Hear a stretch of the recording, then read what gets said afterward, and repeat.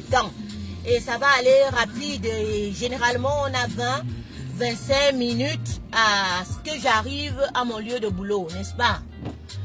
Voilà. On a eu le Sénégal qui est en train de nous montrer un petit exemple du Cameroun de demain que nous voulons avoir. Le Sénégal montre l'exemple du non à la frustration, du oui à la liberté d'expression, du non. Oui, passe papa, passe d'abord. Du non à une oppression quelconque, qu'elle soit dans tous les sens en fait, dans tous les sens du terme. Le Cameroun voit, le Cameroun a regardé. Les Nourans, les Foster Nourans ont félicité. On dit merci Sénégal, bravo, tu as montré ta liberté d'expression. Tu as montré que c'est le peuple qui gagne. Jusqu'à son corps est sorti. Son corps est sorti. Il est sorti de prison où on l'a enfermé injustement. Pendant ce temps, nous nous rappelons qu'il y a de cela, les gens dit 1 an et demi, on a crié pour Mamadou Mota, on a crié pour Kamto, on a crié et on continue encore à crier pour Bibou Nissak jusqu'aujourd'hui. Les Camerounais ne prennent pas de responsabilités à se mettre concrètement et vraiment dans la rue pour non seulement changer leur destin parce qu'ils croient que lorsqu'ils vont le faire, ils vont le faire pour la diaspora. Non. Si vous sortez dans la rue, vous ne le faites pas pour la diaspora. Vous le faites pour changer votre condition de vie. On est d'accord? Vous le faites. Lucie Pauline, bonne fête à toi, chérie. Je ne vous vois pas. Hein. C'est pour ça que je n'arrive pas à vous appeler là depuis. Vous savez que j'aime vous chouchouter, non, mes amours. J'aime vous chouchouter. Quand je vous vois aller là, mon cœur me fait ding, ding, ding, ding, ding. Jusqu'à vous appeler, jusqu'à...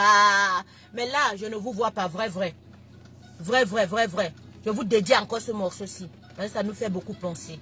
Ça nous fait penser quand on était unis. Quand on était en pleine Covid-19, tout au début.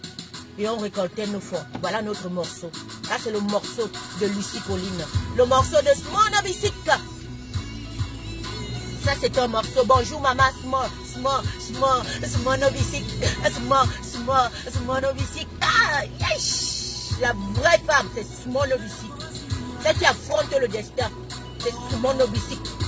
C'est Smonobisic. Doucement. Aïe. Comme une alouette, les courbes de ton corps. Tu sois ma trésor, je présenterai à ma maman. Smonobisic. Lucie Pauline. Bonjour chérie. Ma part est dans le vent. Mais toi et moi, tu verras mes sentiments. Justine Boukam. Personne ne va m'interdire d'appeler le nom de personne. Justine Boukam. Le bien goût de tarot. Ouais. Maman Justine Boukam, la beauté. Aïe. Maman Justine, le goût de la justice de ça. Aïe. Yeah. De t'habiller, tu es si coquette. Tu es coquette, Lucie. Tu es coquette, Justine. Tu es coquette, Smonobisic. Vous êtes toutes coquettes. Bonne fête des femmes à vous pour le mois de mars. André Bicala. André Bicala. Ça va bien, mon chouchou. La sorcellerie, le sirène, oh, mais quel amusement. Aïe. Attends, je m'agrippe pas. Je m'agrippe à toi, hein, Lucie. Je m'agrippe à toi, André. Je m'agrippe à toi. Mao. Parler des directs essentiels. Abruti. Gaspille, tu as du génie. En catégorie.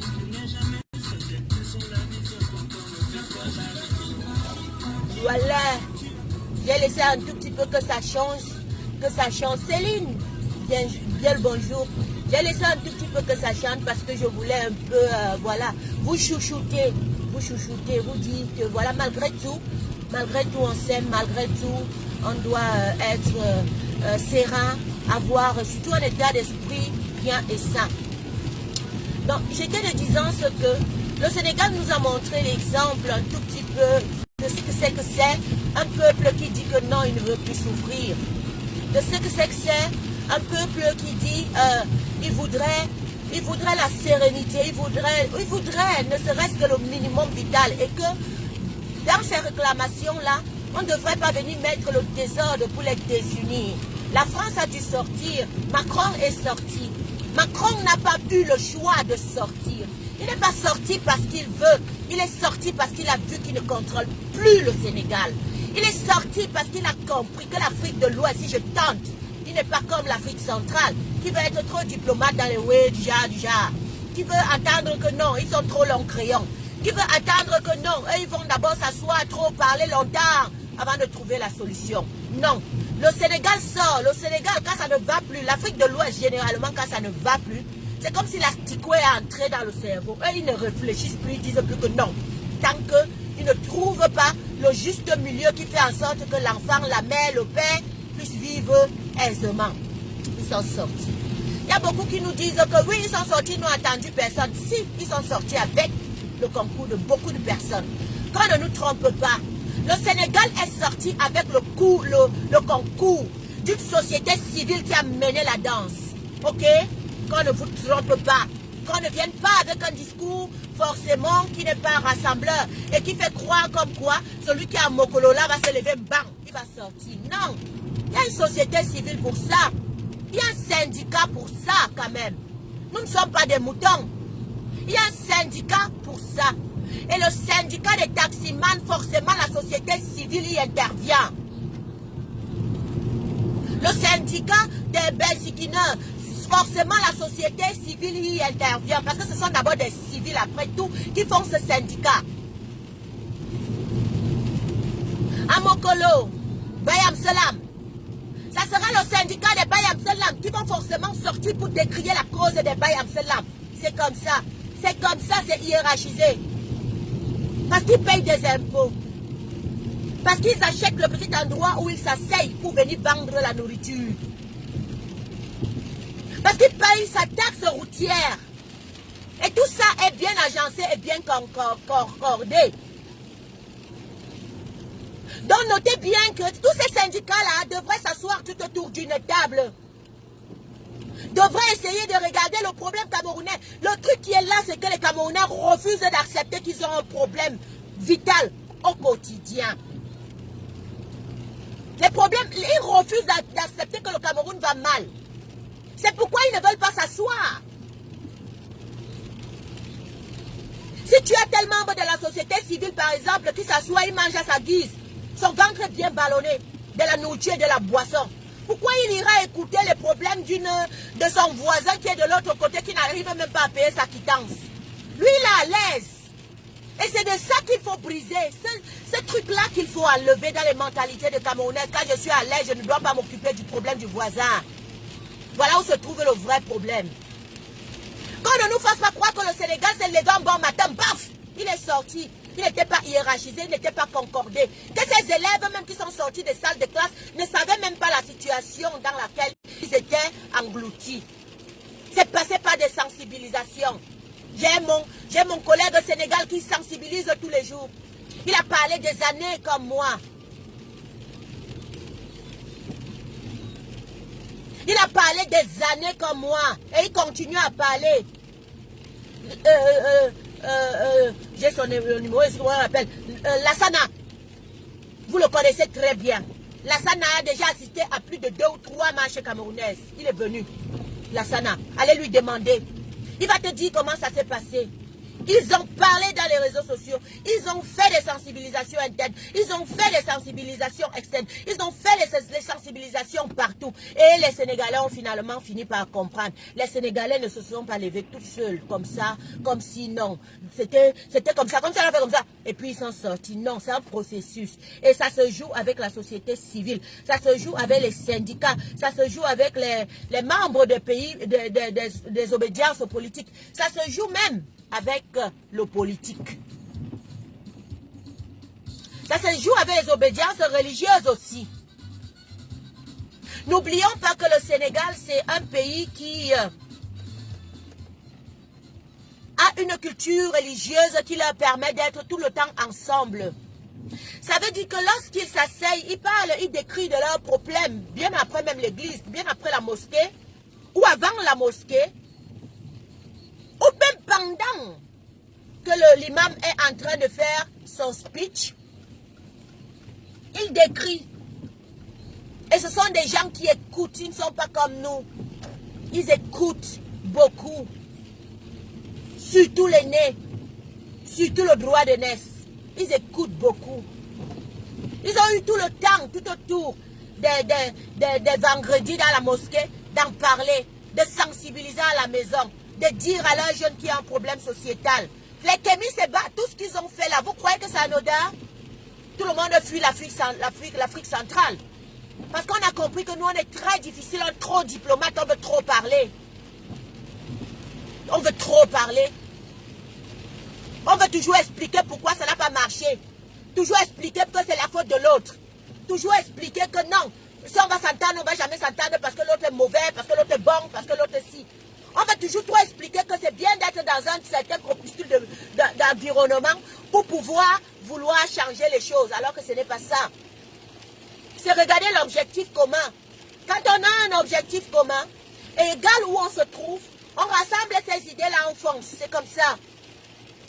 Mais quand on a un objectif commun, et que ton problème primordial c'est la Twins, tu n'auras pas le sens d'avoir l'objectif primaire de foncer sur la chose qui nous relie et qui nous régit. C'est comme ça, c'est ça la vérité. Nous, on a un objectif commun, tout le monde est bon et sait et accepte que cet objectif commun doit partir. Cet objectif commun nuit. Cet objectif commun doit déguerpir.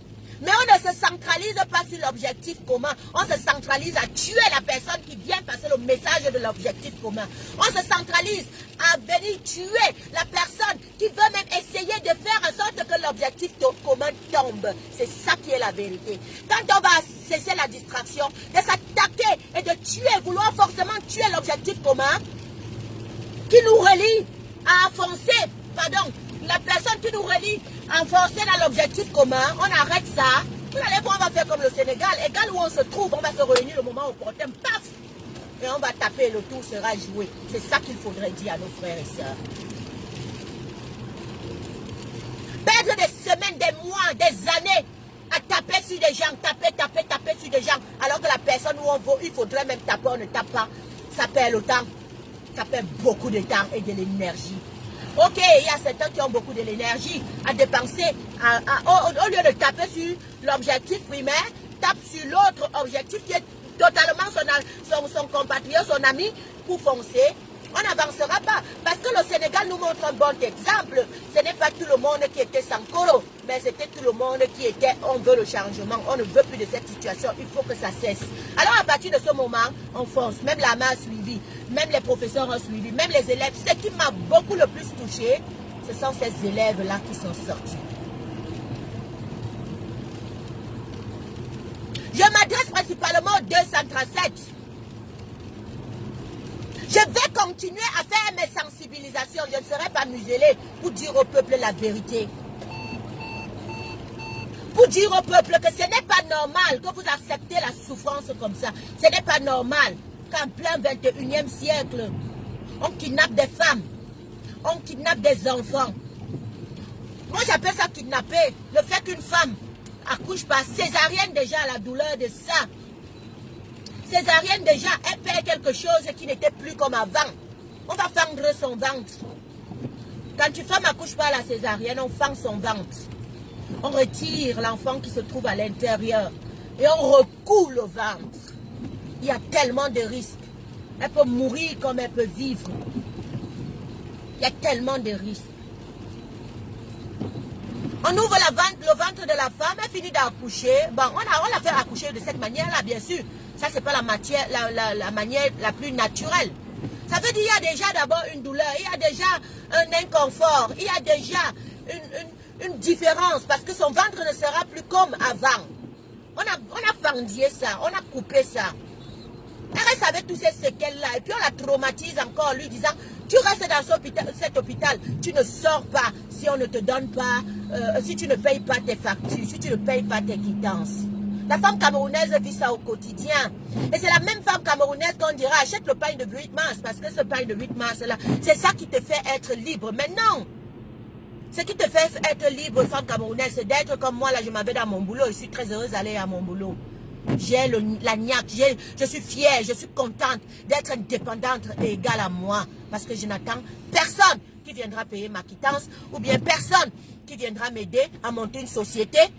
Personne, je vous le promets, je vous le jure, c'est tout ce qui m'est cher, c'est moi-même. La force de le pouvoir du travail. Même en aucun, un jour j'ai pris un prêt. C'est pas dans les prêts. C'est parce que tu travailles fort, c'est parce que tu travailles dur, ma pauvre. Maintenant, quand il faut réclamer les droits, est-ce que tu sois aussi comme ça, femme camerounaise? On ne te voit plus. On ne te voit plus. Je m'adresse à toi, femme camerounaise, depuis le 237. On te demande plutôt de t'asseoir et de t'asseoir à la maison avec le noir. Ce n'est pas ça qui va changer. Ce n'est pas ça qui va changer ton destin. Choco Albert Théobiel, bonjour Choco. Mon Choco à moi. Mario Catalina, bien le bonjour. Mario, bien le bonjour. Je ne donne des directives à personne parce que moi, Mario, je ne donne pas de directives aux gens parce que moi, je ne suis pas là pour les commander. Non. Rassemblons tout simplement nos idées et à marcher dans le sens qui est concret. Hein, Mario? C'est ça qui est important, Mario Catalina. Le reste, ce n'est pas important du tout. C'est comme si tu diras à un chrétien de sortir de son christianisme, ou tu diras à un bouddhiste de ne plus être bouddhiste, ou tu diras aux gens des civils de ne plus être des civils, ou tu diras aux gens de l'armée de ne plus être des gens de l'armée, alors qu'on a besoin de tout ça, de tous ces maillons-là pour faire partie de la société et de la faire propulser. Mario Catalina. Je ne coupe pas mon speech, je vais continuer parce que je dis bien, je vais continuer à sensibiliser dans le sens du développement, dans le sens de la justice, dans le sens d'amener le Camerounais à être un Camerounais conforme, comme cela se doit, et accepter ce qui est acceptable et refuser ce qui n'est pas acceptable du tout. Donc la femme camerounaise, malgré qu'elle a la césarienne, malgré qu'on la kidnappe dans l'hôpital, malgré qu'on brûle, on calcine ses enfants tous les jours, à chaque temps, malgré qu'il y a Kumba, malgré qu'il y a Kumba, malgré qu'il y a, donnez-moi les noms, il y a beaucoup. Malgré qu'il y a tous ces trucs néfastes là qui se passent tout autour d'elle au quotidien, elle ne revendique pas. Elle ne revendique pas. Elle ne se plaint pas. Elle ne dit pas non. Ce n'est pas normal. Mais elle sort plutôt avec les exemples des députés qui portent le même pain et venir vous dire que la vie est belle. Et en vous souhaitant bonne fête. Quand Nourane Foster porte le pain du 8 mars, elle vient vous souhaiter bonne fête de 8 mars. Quand elle vient vous souhaiter la bonne fête là, elle t'en accoutera à ce pain là. Vous avez mangé quoi? Elle qui est députée, qui est censée régir les lois pour vous, qui est censée vous rendre dans ce confort là. Vous avez mangé quoi? Le don qu'elle va venir te donner demain et après-demain, ça sera quoi?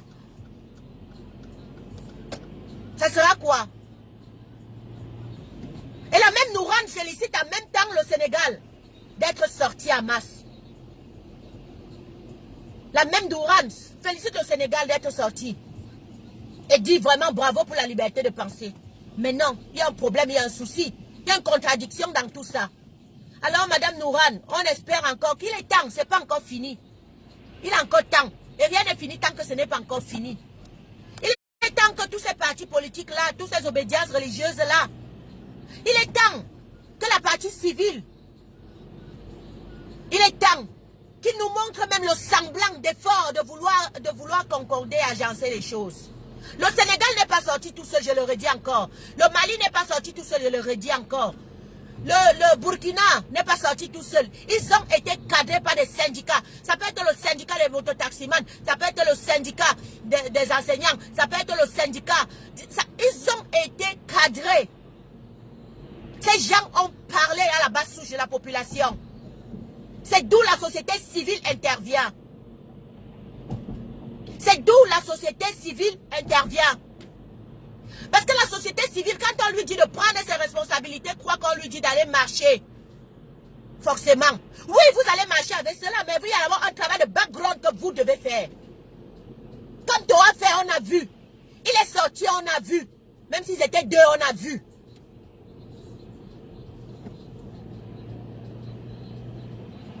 Et justement parce qu'on a vu, on ne saurait ne pas féliciter, encourager ou soutenir celui-là. On l'aide plutôt à avancer dans ce chemin-là pour que le peuple se libère. Mais maintenant, la société civile voudrait que on dise ayoba, société civile. Alors qu'elle n'a rien fait, on a vu. Voilà où il y a mon souci.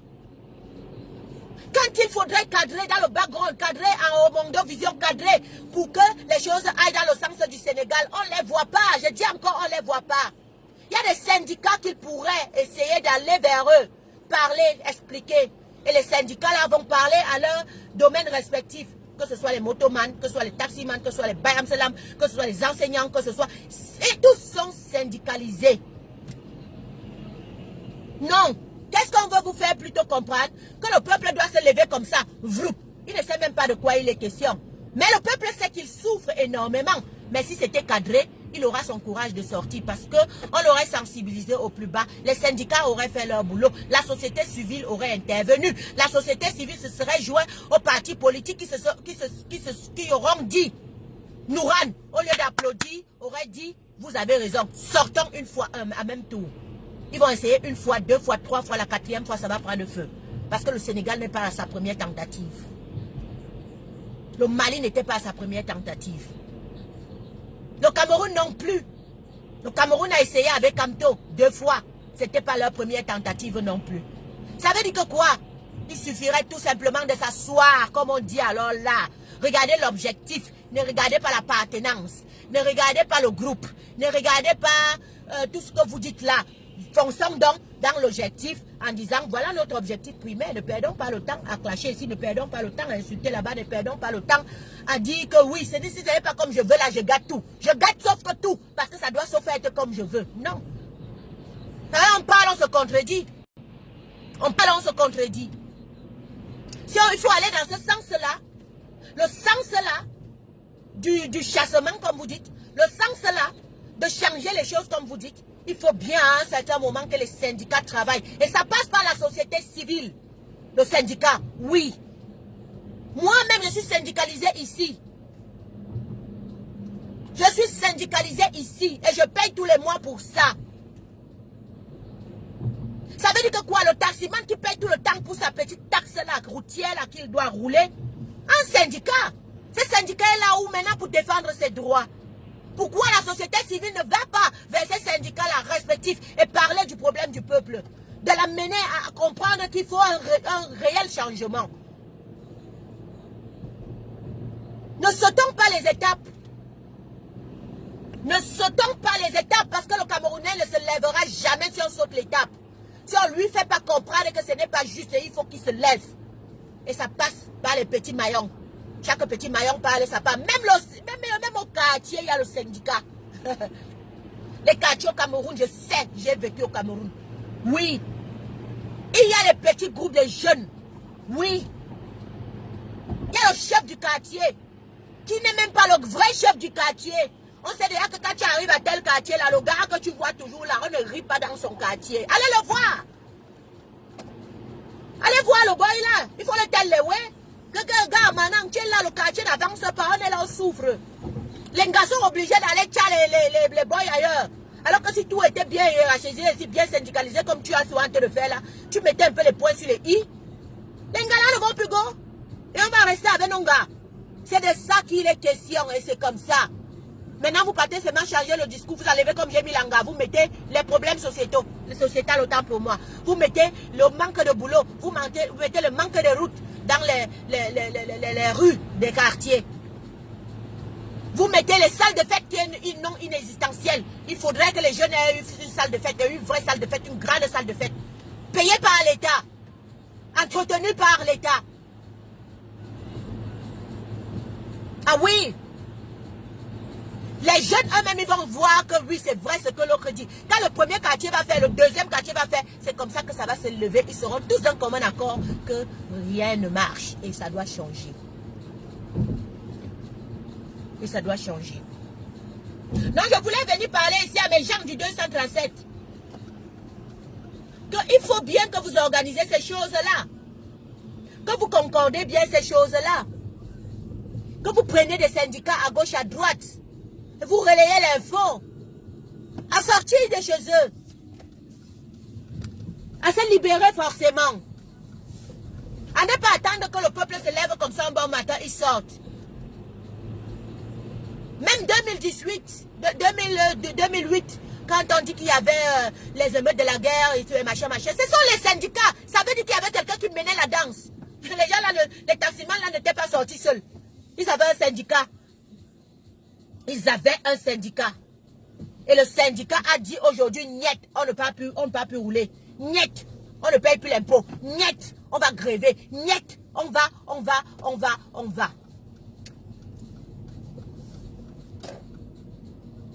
Les gars ne vont plus go. Mais c'est vrai non, papa, Choco, Albert. Est-ce qu'elle manque? J'ai encore 6 minutes avec vous. Je garde vite, vous dis au revoir. Mais vous ne connaissez pas le manant du Quata. Le gars qui a force de frappe. Qui dit que quand il te voit, il a descendu de la colline. Il dit que okay, ça c'est mon quartier, fais gaffe. Ne viens pas mal. Ne viens pas mal, c'est mon quartier ici. Tu ne vas pas venir faire la force dans mon quartier. Vous ne partez pas voir le Joe là. Vous croyez que non, il va se lever comme ça, il va se trouver à la poste centrale. Mais non. Ça doit être hiérarchisé, bien organisé. Même au Sénégal, ça a été comme ça, la famille. Oui, même au Sénégal, ça a été comme ça. Et je suis certaine que dans les autres coins de la Révolution, dans les autres, même en Occident, même la Révolution française, ça a été comme ça.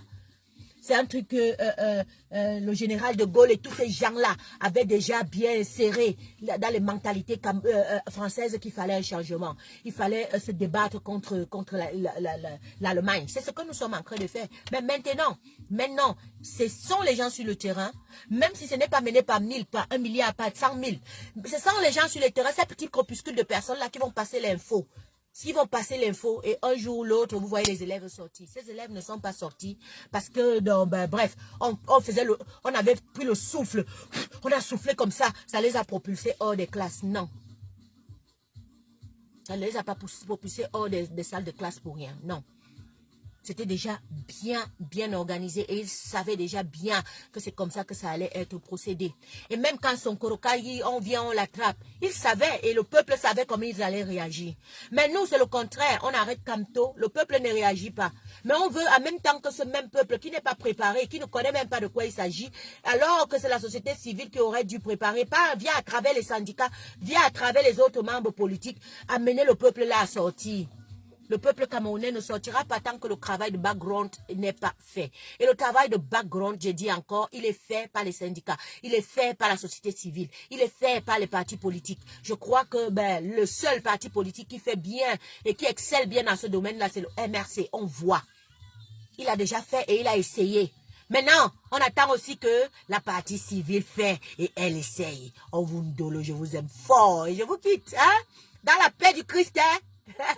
Je vous adore, hein? Malgré les hauts, je vous dolo. C'est de ça qu'il est question, la vérité de ça. La thune officielle vous adore, elle vous aime.